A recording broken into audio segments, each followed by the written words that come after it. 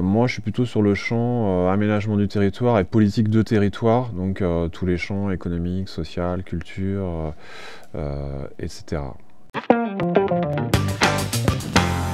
On est un territoire qui subit, ou qui vit en tout cas pour partie le desserrement nantais, c'est-à-dire un afflux de population nouvelle. Une commune, toute seule, ne peut pas répondre aux demandes de sa population. Et en même temps, elle ne peut pas vivre toute seule sans se préoccuper des politiques qui sont menées par son voisin. Très vite, les élus ont dit, finalement, dans une ville de 15 000 habitants, il y a des quartiers, ils ont des points communs, mais aussi des différences. Ils n'ont pas forcément les mêmes vocations. On a plus des quartiers à vocation d'habitat, d'autres plus à vocation économique ou autre. Eh bien, dans notre territoire, même si on n'est pas en zone agglomérée, on peut aussi imaginer des quartiers qui seraient des regroupements de 2 à 3 communes. Un transfert de compétences importantes des communes vers la communauté, donc à la fois sur, je dirais, de la compétence opérationnelle, type voirie, équipements sportifs et culturels, enfance, jeunesse et autres, mais aussi en termes de compétences stratégiques, là pour le coup vraiment tourné aménagement du territoire avec tout ce qui est documents d'urbanisme, plan de déplacement urbain.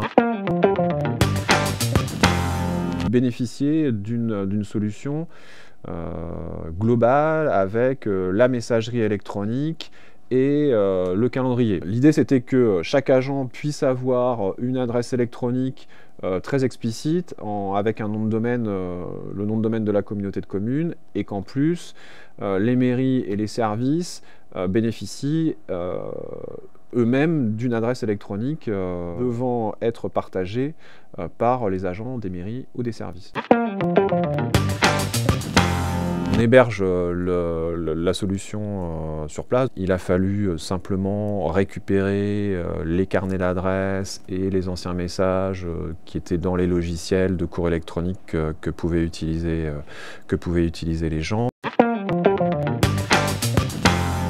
Ce système-là, non seulement nous a permis de mettre l'agenda papier au recyclage, mais en plus, un certain nombre de collègues qui travaillent à la communauté accèdent en gestionnaire à l'agenda de cette ressource-là et peuvent donc répondre au téléphone et vérifier quand les gens appellent.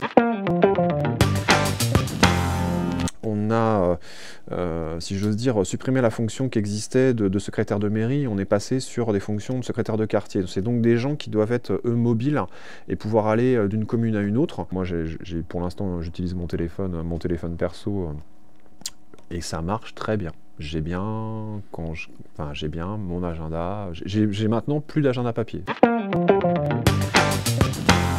Je suis technicienne, donc au service technique de la communauté de communes, et je gère plus particulièrement tout ce qui est environnement, bâtiment. On a pu mettre sur le calendrier, donc sur l'agenda, toutes les réservations de matériel, chose qu'on avait avant sur des versions papier. Là maintenant, sur le même outil, on a toute cette liste, on voit assez rapidement qui a pris quoi, qui a réservé, etc.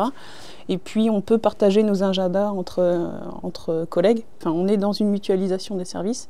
Effectivement, l'avantage, ça sera de pouvoir avoir les adresses mail, les contacts de toutes des 11 communes qui font partie de la communauté de communes, et pouvoir assez facilement contacter les collègues, d'avoir une liste en fait directement avec les mairies, les collègues, peut-être les organismes, les partenaires avec qui on travaille, et que ça soit assez simple d'utilisation.